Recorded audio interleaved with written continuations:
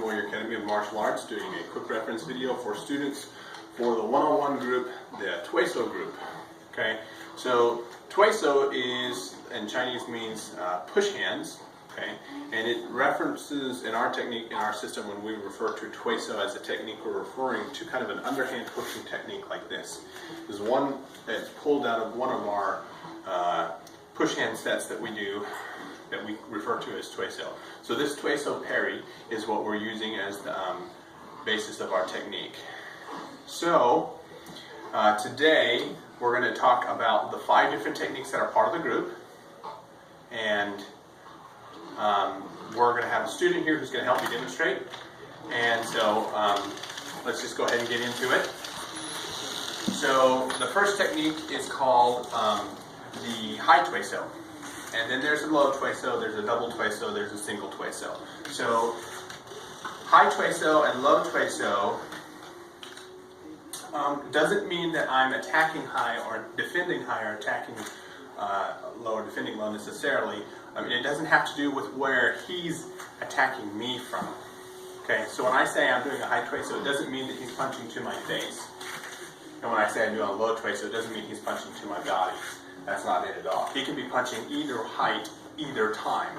What I mean when I say I'm doing a high Tuiso is when he punches, when I do high Tuiso, it means I'm attacking high. So it's about what I'm doing, not about what my opponent's doing. And when I do low Tuiso and he attacks me, I'm going low. So the high Tuiso is my opponent is going to punch me, obviously. He's going to attack, and as he attacks, if he hits me, that's good for him, bad for me. So I want to move off the line, and I want to parry him off to the side. So as he comes in, I'm going to parry, Tuiso. Notice I'm shifting my body. I'm not stepping, I'm just shifting off the line as I sink my weight to one leg. As I do that, I'm going to parry him across with the Tuiso movement right here. Now since I'm going high, this same hand is just going to just roll over. And once I parry, and I'm just going to roll over, and that's going to allow my hand to kind of clear and control that hand right there, or that arm right there by the elbow. And then I'm just going to step in with a Santi footwork, half-half, in towards his center line, and attacking him with my other hand with a P-chin type strike to the top of his head, or his face, or jaw, brachial plexus, acromial joint. So any of those places. Okay?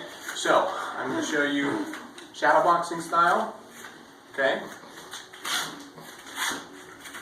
Okay? Sorry, that was actually incorrect. So it's here, there. Okay? In, and attack. And then a sideways version here. Okay? Okay. And then with the partner, as he punches in, we're going to systemize this so it's easy. We're just going to have you punch with the same hand here, okay? Boom. Okay? And you can step through if you need to cover distance, or if you don't need to cover the distance, you don't have to. Okay? So low Tuiso is similar with one slight variation difference. Low Tuiso, I'm going to come in and do the Tuiso, but instead of rolling over to parry with the same hand that I blocked with, I'm going to clear with the other hand, and I'm going to strike with the blocking hand. And here's why. Because I'm striking lower on my opponent as he punches. If I try to do this, his arm gets in my way. So when I strike lower, I can't do the same technique that I did high. I have to do it differently. And that hand clears it out of the way so I can drive in to hit the solar plexus or the body. So as I'm hitting lower, I have to clear with the other hand. I can't clear with the same hand I block with. So, from the front,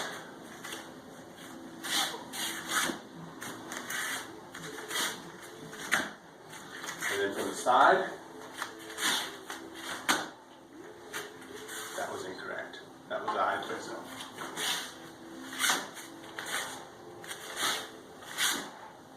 And then with the partner. See, nobody's perfect. Sometimes you make mistakes. The important thing is to realize when you made them and move on. Okay, so he's going to attack, I'm going to parry, clear, and come in and hit. And then done quickly. Well, notice that I shifted backwards to absorb his energy and then exploded forward. And from the feet, good pelvic motion for power. Okay, so the next one is double tueso. What that means, also sometimes referred to as high-low tueso or low-high tueso. But what's happening here is I'm going to do 2 tueso blocks as he attacks. So he's going to attack, I'm going to tueso, he's going to attack again, I'm going to tueso again. So as I do this, tueso low, tueso high, I'm going to return this top one, the second tueso, into a grab. This hand is already here, I'm just going to step into it, and it's going to become an arm break. Okay? So tueso low, tueso high, and break. Tueso low, tueso high, and break. And then with the partner. Tueso low, tueso high, and then break. So whether or not I step depends upon whether or not my opponent's pulling away from me or whether or not he's coming with me. Since he came with me, I didn't have to step. He was right there. If I'd stepped, I'd jammed myself up. If he started pulling away from me the moment he felt my hand grabbing him, then I'm going to follow him in and break the arm. Okay? So, single tueso is the brave man's technique. What I'm going to do is the technique, as the punch comes in, I'm going to tueso it, staying on the inside. All the other techniques I've crossed to the outside, so I'm on the outside. I don't have to worry about his other hand because I'm on the outside. The only hand he can hit me with, I'm in contact with. Here I'm going to stay on the inside, tuesoing off to the side, and then immediately coming back in to hit with the same hand that I blocked with. So, facing here, and then from the side, and then with the partner. You're going to punch, tueso block here, and then come in and hit. Sometimes somebody's throwing 2 punches in succession. One, I just do a second tueso, and as I'm doing the second tueso, I'm hitting here. As I'm blocking this one with another single hand tueso, I come in and hit it. So it becomes a double hit, and a double block, and a double hit. So again, like so.